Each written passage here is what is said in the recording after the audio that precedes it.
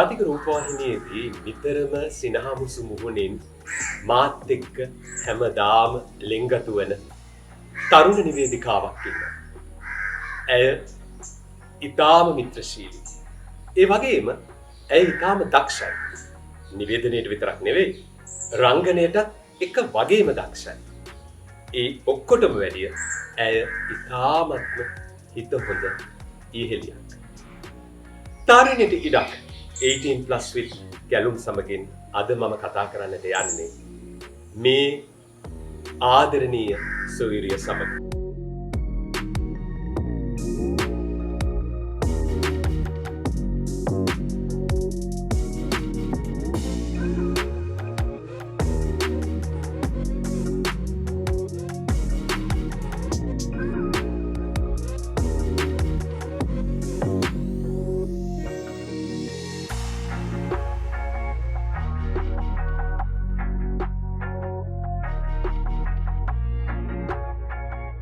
ඇය නමින් අරුණි මෙන්ඩිස්. ආයිබෝන් කියලා අරුණිව පිළිගන්න. ආයිබෝන්. බොහොම ස්තුතියි මට එන්න කිව්වට. මුලින්ම කියලා ඉන්නවා. අරුණි අපි ඔබේ පවුලේ විස්තර වලින්ම පටන් ගමු. පුංචි කාලේ ඉඳලා මම හැදෙන්නේ මගේ අම්මා තාත්තා ගාව නෙවෙයි. මගේ නංගයි මාමා එක්ක. එතකොට ඉතින් අර පොඩ්ඩක් අර පවුලේ තනි ළමයා වගේ තමයි මේ අත්දැකීම මට ජීවිතේ. හැබැයි මට මගේ අම්මයි තාත්තයි එක්ක තව මල්ලි කෙනෙකුත් නංගිලා දෙන්නෙකුත් ඉන්නවා. මල්ලිලා දැන් වසර දෙකකදී ගියා. නමුත් ඉතින් අර මම හිතනවා මං අනිත් අයට වඩා වාසනාවන්තයි කියලා. මොකද අනිත් අයට එක අම්මයි එක තාත්තයිනේ. මට අම්මලා දෙන්නෙකුයි තාත්තලා දෙන්නෙකුයි ඉන්නවා. ඔබේ පදිංචිය? මගේ ගම් ප්‍රදේශයේ ඉන්නවා. නමුත් ශේෂ්ත්‍රයේ වැඩ කටයුතු වලට ලේසි වෙන නිසා කොළඹ අපිට නැස්වෙලා. ඔබ අධ්‍යාපනය ලැබුවේ? මේකම නිව්ස්ටඩ් බාලිකා විද්‍යාලය. අරුණි දැන් ඔබ මීගමුව නිව්ස්ටඩ් බාලිකා විද්‍යාලයේ අධ්‍යාපනය ලබද්දී කලාවට සම්බන්ධ වුණා නැත්නම් ඔබ ක්‍රීඩිකාවක්ද? නෑ අයියේ ක්‍රීඩාවට නම් කවදාවත් සම්බන්ධ වෙලා නෑ. මම දන්නේ හේතුව ඇයි කියලා. ඒ කියන්නේ ක්‍රීඩාව ගැන අපිට වෙලාව තියෙද්දි දන්නේ මම කියන්නම්. මේ අපිව දැන් අර හවුසස් වලට බෙදන්නේ ඉස්කෝලේ 4 වසරේදී.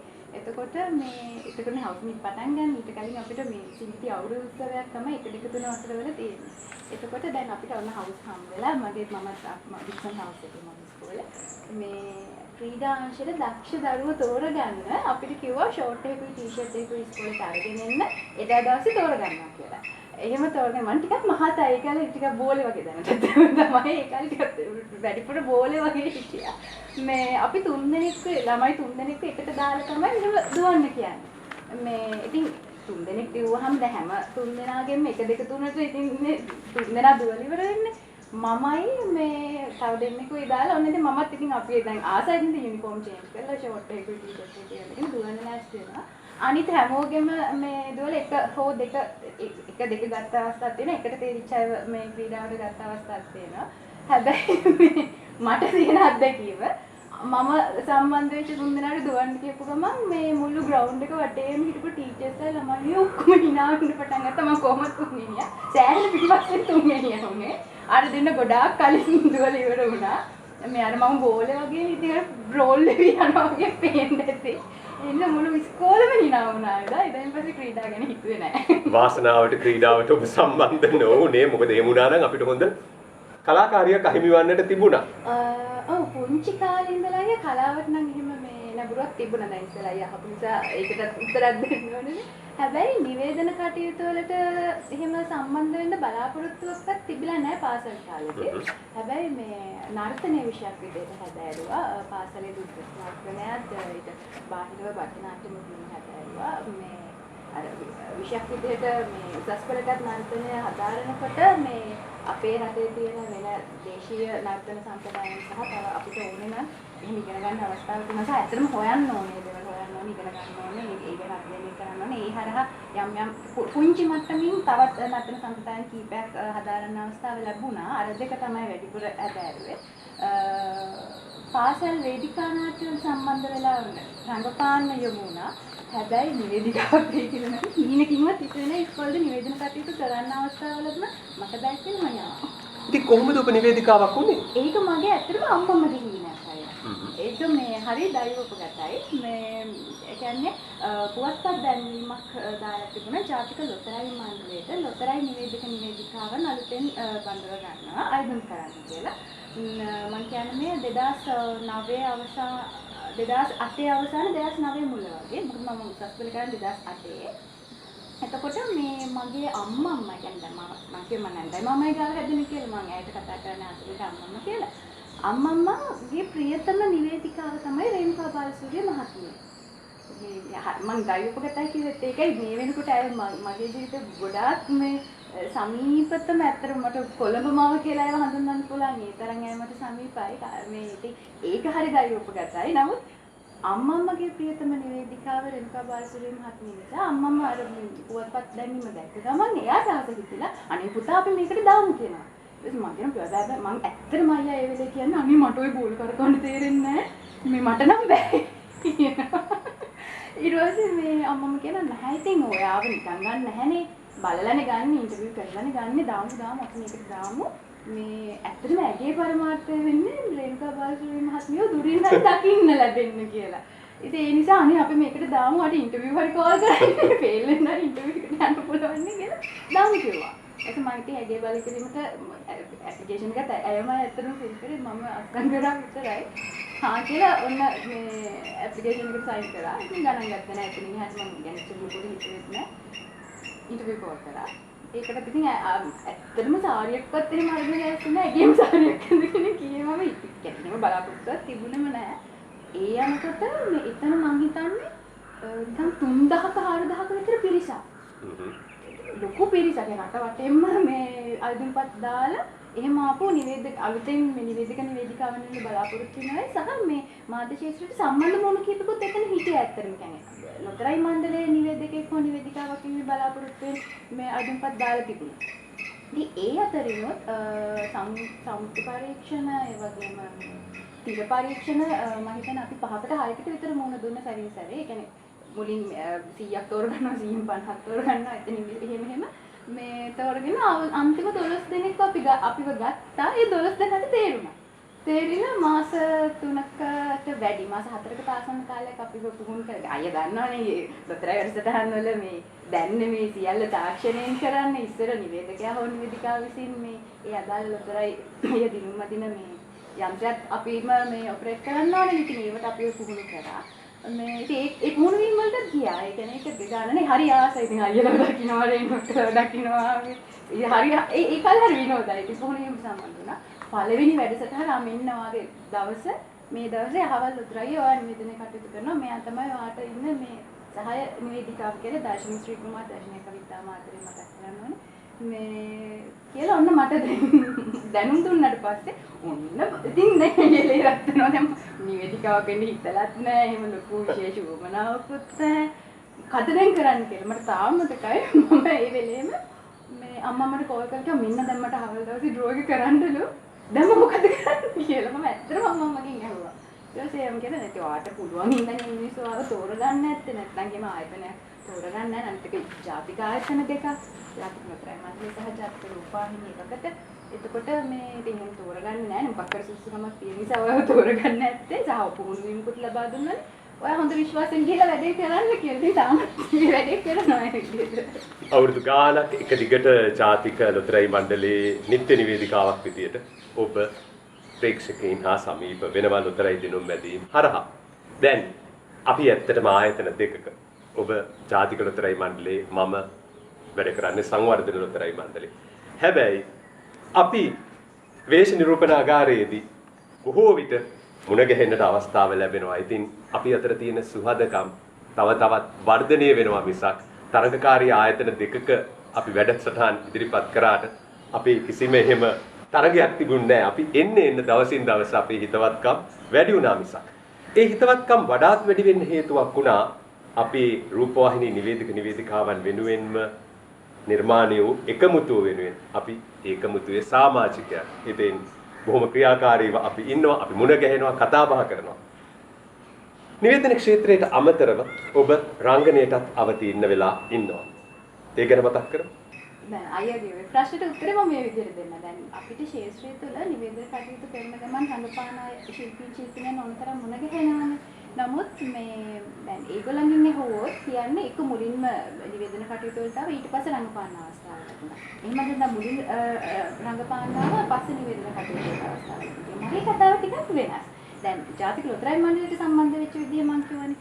ඔය කාලෙදිම මම කැලණි විශ්වවිද්‍යාලයේ බාහිර උපාධිය හදාරන්න යොමු වෙනවා. ඒ කාලෙදිම අනුර විශ්ව මහත්මිය යටතේ අභිනව වැඩමුළුවට සම්බන්ධ වෙනවා. මහේන්ද්‍ර බේර මහත්මයාගේ වැඩමුළුවට සම්බන්ධ වෙනවා. ඉතින් පොඩ්ඩක් අර පාසල් වේදිකාවේ මේ අත්දැකීම් තිබිච්ච එකත් එක පොඩ්ඩක් අර ඇඟේ උවමනාව තිබුණා. ඒකත් එක්ක මගේ මේ මාමගේ කියන්නේ අම්මම්මගේ හස්බන්ඩ් මම නැන්දයි මම ගානේ ඉතින් මම රෝස මාමා කියලා උට කතා කරන්නේ. මේ මාමගේ මේ අපේ පවුලේ හිතවතෙක් හිටියා බොහොම සමීපතම මේ යාළුවෙක් මාමගේ ගාමිණී ජයසේකර මහත්මයා. ඊට මතර නෑ මේ වෙනකොට බොහොම ගෞරවයෙන් මතක් කරන්නට මම අවස්ථාවක් කරගන්න අපවත්. ඔහුගේ ගෙදර පුංචි සාදයක් තිබුණා. ඉතින් මේ සාදට ඇවිල්ලා හිටියා ඔහුගේ තව මගේ මාමා වගේම ඔහුගේ සමීපතම මේ මිතුරන් කිව්වා. ඔය අතර හිටියා ප්‍රවීණ චිත්‍රපට සහ ටෙලිනාට්‍ය අධ්‍යක්ෂකවරයෙක් ඒ තමයි අපි පාවිච්චි සුදත් රෝහණ මහත්මයා. ඉතින් ගාම්මි අංකල් එකපාරට ඉඳලා කිව්වා දැන් ගාම්මි අංකල් දන්නවා මේ ඉස්කෝලේ ඉඳන් බලනවා නැති කරනවා පොඩි නිකන් එහෙම කලාවට පොඩි නිකන් ආසාවක් තියෙනවා කියලා. ගාම්මි අංකල් කිව්වා මේ ළමයිගේ වැඩේ මේ ඉස්කෝලේ නටනකයි මේ රංගපාන එකයි මේ පුළුවන් නම් ආසාවක් දීලා බලන්න කියලා.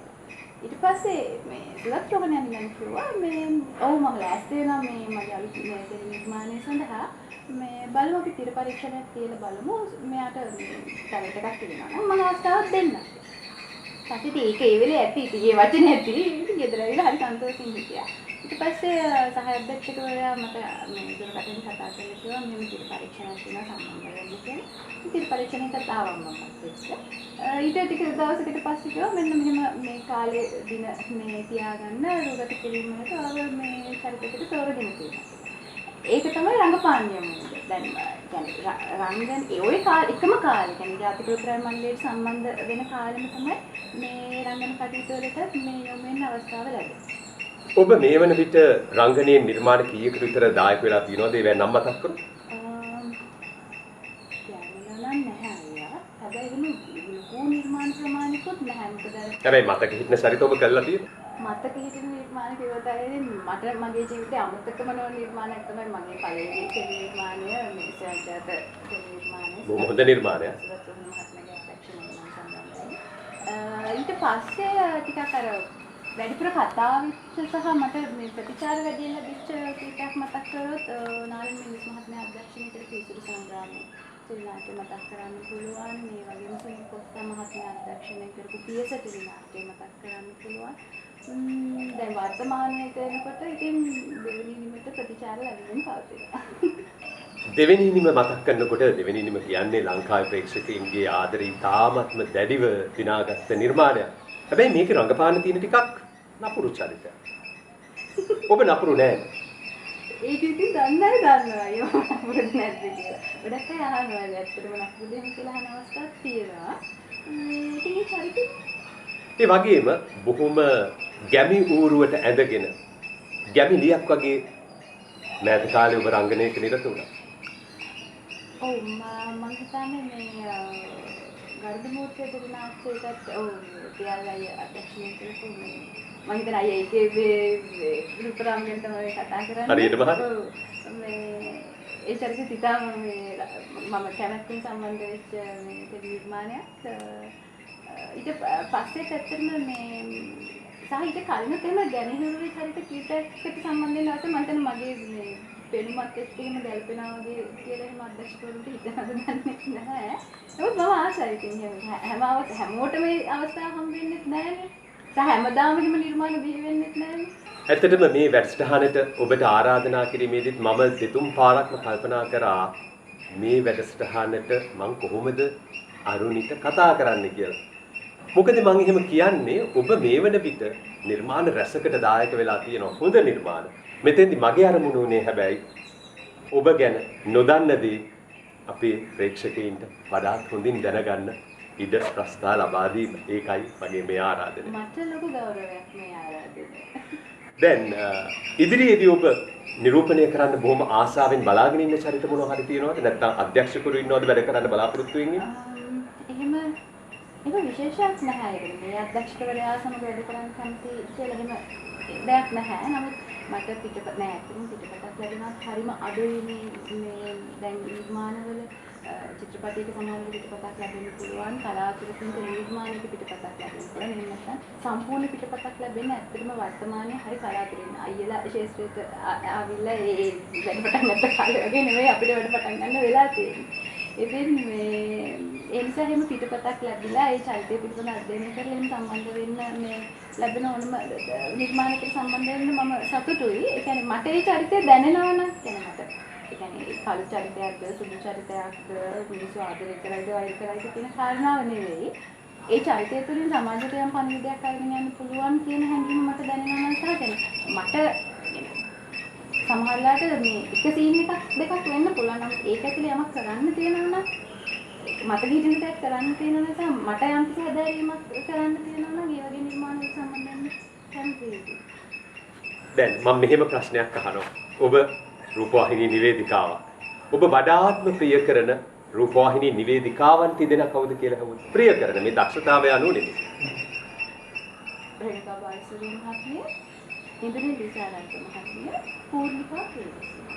ඒ තුන්දෙනාටම කැමතියි. ඔව්. ඒ කියන්නේ මේ කියන්නේ එකපාරට තුන්දෙනෙක් වැහුවොත් මට ටක් ගාලා ඔලුවට එනවා. අනිත් තව මම කැමති අය ඉන්නවා ගොඩක්. මේ නමුත් එකපාරට ඒ තුන්දෙනා තමයි මතක් වෙන්නේ. ඒ වගේ මම මේ ප්‍රශ්නේ නිවේදකයින්ගෙන් ඇහුවොත් මම නිවේදකයෙක් නෙමෙයි. මම ඇර අනිත් කාටද වැඩියම කැමති? හරි. අයියා පැත්තකින්ම දියන්න. මම නෑ. කිංජි රත්නායක මහත්මයා චන්දන සූරියවංශය මහත්මයා එතකොට වජිරජාවර්ධන. ඒ වගේම ලංකාවේ ඔබ වඩාත් ප්‍රිය කරන රංගන ශිල්පීන් තිදෙනා සහ රංගන ශිල්පිනියන් තිදෙනා. වඩාත් ප්‍රිය කරන මේ එතකොට මේ ඕනෑම වයස් මට්ටමක වෙන්න පුළුවන්. පුළුවන්. මම කැමතිම නළුවා ලංකාවේ තුන්දෙනෙක් කියලා නෑනේ. ටෝන් රන්සිංහ මහත්මයා, අමරසිරි කරන්සූරිය මහත්මයා, කමල් අත්තරාරච්චි. රංගන ශිල්පිනියන්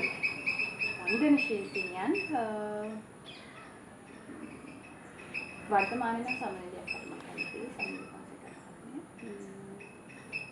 ආයිරංගනී සේවසිංහ මහත්මිය, චාන්දනී සෙනවිරත්න. දැන් ඔබ තරුණියක් නේ. අද පවතින දේශපාලන රටාව පිළිබඳව ඔබේ අදහස මොකක්ද? අවංක අදහස. දේශපාලන රටාව එහෙමයි කියන්නේ යම් ගැටලු තියෙනවා ඒකෙන් අපිට නැකත් කියන්න බෑ අපි තරුණ පරම්පරාව නියෝජනය කරන අය විදිහට මේ ඇත්තටම මොකක්ද වෙන්නේ රටට තියෙන දැක්ම මොකක්ද තරුණයන් විදිහට අපි තුල තියෙන ඕන දැක්ම මොකක්ද කියන එක කාරණා සම්බන්ධ යම් ගැටලු තියෙනවා. නමුත් මම හිතන්නේ දැන් අපි සාමාන්‍ය සමාජ ජීවත් වෙන මිනිස්සු විදිහට මෙතන ප්‍රශ්නයක් තියෙනවා කියලා මේ ඒකම මේ හොද මඩේ දානවා වෙනුවට ඒවට උත්තර හොයන්න අපි හිතලා තියෙනවාද කියන ගැටලුව තියෙනවානේ දැන්. තරුණ පරම්පරාව කියන අපෝ දේශපාලන ගැන කතා කරන්න කැමති නෑ. දේශපාලන කතා කළ තේරුමක් නෑ. එහෙම දේවල් අපේ සමාජයෙන් ඇහෙන්නේ. හැබැයි ඇයි අපි එහෙම කියන්නේ? කොතනද අපිට වැරදුනේ? ඇයි අපි ඉතිහාසය හොයන්නේ නැත්තේ? සහ ඒ ඉතිහාසය තුල සහ මේ වර්තමානයේ අනුදියත් එක්ක ඉදිරියේදී අපි කොහොමද මේ රටක් විදිහට ඉස්සරහට යන්නේ කොහොමද කියන කාරණා මම කියන්නේ තනි පුද්ගලයෙක් මේ මහා ලොකුවට නෙවෙයි. ඒ පිළිබඳ මේ විශ්වවිද්‍යාල මට්ටමින් හැදෑරීම් කළා නෙවෙයි. නමුත් අපිට සමාජ ජීවත් වෙන පුරවැසියෝ විදිහට යම් වගකීමක් තියෙනවානේ. අපි අපේ රට කොතෙන්ද යන්නේ කියන එක ගැන පොඩි දැක්මක් තියාගන්න.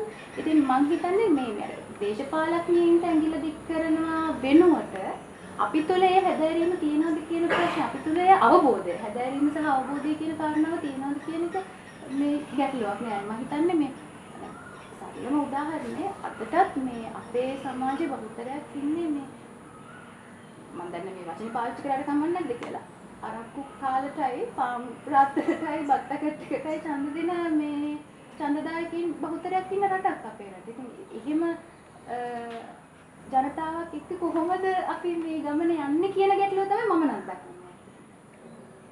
බොහොම බුද්ධිමත්ව ඔබ මේ ප්‍රශ්නය තේරුම් අරගෙන ඒ ගැන ඔබේ අදහස දැක්වුවා. අගය කරනවා. අපේ රට මේ ඉදිරියට යන ආකාරය ගැන ඔබ සතුටු වෙනවද? මොකද විශේෂයෙන්ම අපි තුන්වෙනි ලෝකයේ රටක්. අපි අවුරුදු 30කට කලින් බැලුවාම අපි තුන්වෙනි ලෝකයේ රටක්. තාමත් තුන්වෙනි ලෝකයේ රටක්. කවද්ද අපිට මෙතනින් ගැලවෙන්න ලැබෙන්නේ? ඒක ඇත්තටම ගැටලුවක්. අපිට ඇත්තටම නිශ්චිත අරමුණක් එක කියන්න බෑනේ නේද? අපේ රට තව අවුරුදු 5කින් මේ වගේ මට්ටමකට තේ, තව අවුරුදු 10කින් මේ වගේ මට්ටමකට තේ කියලා. ඒක මම දකිනවා කියන්නේ අපේ මේ සමස්ත පද්ධතියම ලොකු අවුලක් තියෙනවා. අපේ අධ්‍යාපන ක්‍රමයේ ප්‍රශ්න තියෙනවා. අපේ දේශපාලන සමහර ප්‍රශ්න තියෙනවා. එහෙම මුළු සිස්ටම් එකේම පොඩි අවුලක් තියෙනවා කියලා මම හිතන්නේ මගේ පෞද්ගලික මතය. ඉතින් ඕක ওই ටික හරි ගිය දවසට සහ මේ ඇත්තම ලංකාවේ මිනිස්සුන්ට මාර ටැලන්ට් එකක් තියෙනවා නේද? ඉතාලම දක්ෂයි. හරි දක්ෂයි. දැන් අතීතේ ඉඳලා බැලුවොත් ඕනම දෙයකට දක්ෂ පිරිසක් ඉන්නවා. හැම තැනම හැම කැටගරි එකකම ඉන්නවා දක්ෂ පිරිස. ලෝකෙ දිනන්න පුළුවන් මිනිස්සු පිරිසක් හදන්න පුළුවන් රටක්. හැබැයි අපි අපේ දක්ෂතාවත් එක්ක එහෙම ඉදිරියට යන්න හිතන්නේ නැහැ. එහෙම ලෝකෙම දිනපු අවස්ථා තියෙනවා අපි. හැබැයි මම හිතන්නේ අපිට කරන්න පුළුවන් කැපැසිටි එක 100%යි නම් අපි කරලා තියෙන 10%යි. කරන්න තව බොහෝ දේ තියෙනවා. ඒ සඳහා උනන්දු වීම සහ උත්සාහ දැරීම තමයි අප කළ යුතු වන්නේ. සිතීමේ පොඩි ගැටලුවක් තියෙනවා. ඒ සිතීමේ පරිකල්පනයෙන් බැහැරව ඉදිරියට යාමේ දැක්මක් අප සතුව තියෙනවාද කියන එකයි මම හිතන්නේ තියෙන ලොකුම ගැටලුව. ඔබ ක්‍රීඩාවට කැමති නෑ කියලා කිව්වා. ක්‍රීඩා කරන්න කැමති නෑ කියලා කිව්වා. හැබැයි ඔබ ප්‍රිය කරන ක්‍රීඩා තියෙනවද? ඔව්. ක්‍රිකට්? වඩාත්ම කැමති ක්‍රිකට් ක්‍රීඩකයින් කවුද? මම පුජිකාරේ ඉඳලා මහේල ජයවර්ධනට හරිම කැමතියි. ඊට පස්සේ ඉතින් කුමාර සංගක්කාරට කැමතියි. පසු කාලේ දැන් ටිකක් පස්සෙත් එනකොට ඇන්ජලිනා. දැන් බොහෝ දෙනෙක් මේ දිනවල කතා කරන දෙයක් තමයි ක්‍රිකට් ක්‍රීඩාවේ විනය ඉතාමත්ම දැඩි ලෙස පිරිහිලා කියලා. ඔබ මොකද ඒ ගැන හිතන්නේ? විනය කියන දේ අය ක්‍රීඩාවට වගේම මම කියන්නේ ඒක මේ පුද්ගලයාගේ තියෙනවම දෙයක් නේ. ක්‍රීඩා කරත් රංගපෑවත් සිංදු කිව්වත් නිවේදන කටයුතු කරත් විනය කියන දේ මේ අපි හැදෙන වැඩෙන පරිසරය තුළින් අපිට ලැබෙන දේවල් සහ මේ අපි අපට සමාජ ජීවත් වෙනකොට අපිට ලැබෙන දේවල් එක්ක දෙමාපිය උගන්වන දේවල් එක්ක ගුරුවරු උගන්වන දේවල් එක්ක ඉස්කෝලේ ඉගෙන ගන්න දේවල් එක්ක ඇති වෙන දෙයක් කියලා මම හිතන්නේ. එතකොට ඉතින් ඒ විනය කියන දේ ඉතාම වැදගත් ඕනම ශේෂ්ත්‍රයක සාර්ථක වෙන්න. එතකොට ඕනම කෙනෙක්ගේ විනය පිළිසිලා නම් ඒ යන ගමනට ඉතින් යම් බාධා කම්කටොළු එන්න පුළුවන් කියලා මම විශ්වාස කරනවා. ඒ ගැන මේ ක්‍රිකට් ගැන අපු නිසා පොඩි ඉතින් පසුතැවීමක් තියෙනවා ප්‍රේක්ෂකයෙකුට. අපි හැම කෙනාටම මේ ගැටලුව තියෙනවා. ඔබ බොහෝ වැදගත් දෙයක් කිව්වා. ක්‍රීඩාවට විතරක් නෙමෙයි විනයක් හැම දෙයකටම තියෙන්නට ඕන කියලා. ඇත්තටම අපිත් ඒක අත්දකින්නවා. අපි නිවේදිකාව විදියට අපි ඉතාමත්ම විනය අගය කරනවා. අපි විනයානුකූලව ඉන්න උගා උත්සාහ කරනවා. හැකි සෑම විටකදීම අපි බොහෝ දේ කතා කරා. අනාගතය ගැන ඔබ හිතන්නේ කොහොමද අරුණි? ඔබ ඉදිරියේදී දකින්න කැමති කොයි විදියටද? නිවේදිකාවක්ම විදියටද? එහෙමත් නැත්නම් රංගන ශිල්පිනියක් විදියටද? එහෙමත් නැත්නම් මෙතනින් එහාට ගිය තව මොකක් හරි ඔබේ ජීවිතේ බලාපොරොත්තු තියෙනවද? මම හිම බලාපොරොත්තු ගොඩාක් ජීවත් වෙන කෙනෙක් නෙමෙයි අයියා. ඒ කියන්නේ මට ජීවිතේ මම ගොඩාක් දේවල් කරලත් නැහැ. ගොඩාක් දේවල් දිනලත් නැහැ. එහෙම තව ලබා ගන්නවා නම් දිනා ගන්නවා නම් ජීවිතේ ගොඩක් දේවල් ඉස්සරහට මෙහෙම පෙළගස්සන්න පුළුවන්. නමුත් මම ඇත්තටම කැමති මේ මොහොතේ ජීවත් වෙන්න. කියන්නේ එක දවස් ගැන හිතන්නේ නෑම කියන කාරණාව නෙවෙයි. නමුත් මම හිතන්නේ ජීවිතය කියන්නේ මේ ගත වෙන එක කියලා. ඒ කියන්නේ ගෙවිලි ඉවර වෙච්ච අතීතේවත් උදා නොවුණු මේ අනාගතේවත් නෙවෙයි මේ මොහොත තමයි ජීවිතය කියන්නේ. හිතන්නේ මම. ඉතින් එතකොට මේ මොහොතේ සන්තෝෂෙන් ඉන්න තමයි මේ පළවෙනිම දේ මම කැමති. ඊළඟට ඉතින් ශේෂ්ත්‍රය තුළ වැඩ ලැබෙන විදිහට මේ නිදහසෙන් වැඩිම කැමති. ඉතින් ඒක හැබැයි නිවේදන කටයුතු වලට වඩා මම බොහොම නිදහස් රංගන ශිල්පිනියක් විදිහට වැඩ කටයුතු කරනකොට සමහර විට මම හිතන්නේ අර නිවේදන භූමිකාව කියන්නේම ලොකු කියන්නේ රෙස්පොන්සිබිලිටි එකක් තියෙනවා නේ. ඒක ඇත්තට අපිට ලොකු වගකීමක් තියෙනවා. එකක් කරනවා නම් වෙන නිවේදනයක් කරන හරි නිවේදකයා කියන්නේ ලොකු වගකීමක් තියෙන මේ කාර්යභාරයක් කරන කෙනෙක්. එතකොට ඒ වගකීමට ටිකක් මම බයයි ඇත්තටම. කියන්නේ මම කලින් සූදානම් වෙනවා ඒ ඔක්කොමත් හරි නමුත් තාම මම ටිකක් බයයි නිවැරදිකයක් කියන්නේ වගකීම ගන්න අරගෙන වැඩ කරනවා නැත්te නැහැ නමුත් අර දෙකෙන් එකක් කෝකටද කැමති කියලා ට්‍රයි කරනවා කියන්නේ ඒ වගේම මම ඊටමත් හොඳින් දන්න දෙයක් තමයි ඔබේ සිත තුළ කවියෙක් ඉන්නවා. ලියන කවි අහු වෙනවා නේද? මට ලියන කවි අහු වෙනවා. කොහොමද මේ කවි සිතුවිලි පහළ වෙන්නේ? ඒක අයියෝ මෙහෙමයි මම පුංචි කාලේ ඉඳලා හරියට සින්දු. හරියට සින්දු අහනවා. ඒ කියන්නේ වෙලාවක් ලැබුණොත් තාමත් ඒ පුරුද්ද තියෙනවා. ඒ කියන්නේ අත්තර ගන්නම බැරි පුරුද්දක් විතර ජීවිතේට එකතු වෙලා තියෙනවා සින්දු. පාඩම් කරන අතරතුරේදීත් රේඩියෝව මේස් එක පැත්තක තියාගෙන සින්දු අහනවයි කියලා අපිට එක ගුවන්විදුලි සාකච්ඡාවකදී අහන්නට ලැබුණා. ඒක හරියටම හරි. ඒ කියන්නේ මේ ඒක පුරුද්දක් වෙලා. ඒ කියන්නේ ඒක මට ඩිස්ටර්බ් නෑ. මම පාඩම් කරනවා වුණත් ගුවන්විදුලියේ පැත්තකින් මේ යනවා කියන එක මට ඒක එච්චර එහෙම කරදරයක් නෙවෙයි. එතකොට මේ පාඩම් කරන අතරතුර කැමති ගීතයක් දී පොඩක් වැඩි කරලා ඒක අහනවා.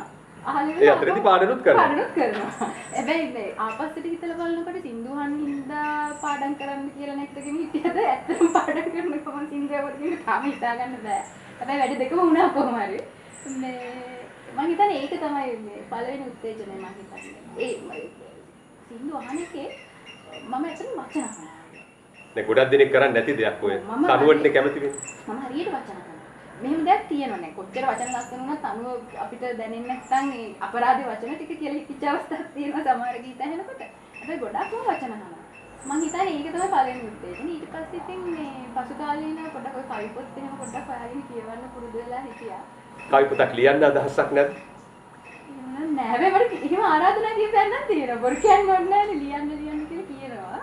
එහෙම එච්චර මම හිතන්නේ නෑ. ඔබේ කවිසිත අවදි වෙලා වඩාත් හොඳ කාව්‍යමය නිර්මාණයක් ඉදිරිපත් කරන්නට ඔබට සිත් පහළ වේවා කියලා මම ප්‍රාර්ථනා කරනවා. හැකියාව ලැබේවා කියලා මම ප්‍රාර්ථනා කරනවා. සිත පහළ වෙලා ඉතින් අපි මේ ඔබත් එක්ක මේ කතාබහේදී එකතු වන්නේ කොළඹ ඉතාමත්ම දැකුම් කළු පරිසරයක තියෙන ෆූසෝ මන්ත්‍රා කියන බුටික් හෝටලේ ඉඳන් මතක් කරනවා මේ තරුණිට ඉඩක් 18+ with කැලුම් වැඩසටහන සඳහා සමානුග්‍රහකත්වය ලබා දෙන අපේ රටේ තිබෙන ප්‍රමුඛතම වාංශ බැංකුවක් වන ඔබේ ප්‍රගතියේ සහකරු හැටන් නැෂනල් බැංකුව. ඉතින් හැටන් නැෂනල් බැංකුව අපේ රටේ තරුණ තරුණියන් වෙනුවෙන් හඳුන්වා දී තිබෙන HNB Youth ගිණුම පිළිබඳවත් බොහොම ආදරෙන් මතක් කරනවා. ඔබ තරුණයෙක් නම් තරුණියක් නම් තවමත් ඔබ HNB Youth ගිණුමක් ආරම්භ කළා නැත්නම් ඉතාමත් ඉක්මනින් මේ ගිණුමක් ආරම්භ කරන්න එහි ප්‍රතිලාභ අත්විඳින්න. එසේනම් අරුණි සමුගන්නටයි මේ සූදානම් වන්නේ. අපි බොහෝ දේ කතා කළා. ඔබේ ජීවිතයේ අනාගත අපේක්ෂාවන් ඔබ තුල බොහෝ දෙයක් නොතිබුණත් අද දවසේ ජීවත් වෙන කෙනෙක් ඔබ. ඔබට යහපතක්ම වේවා.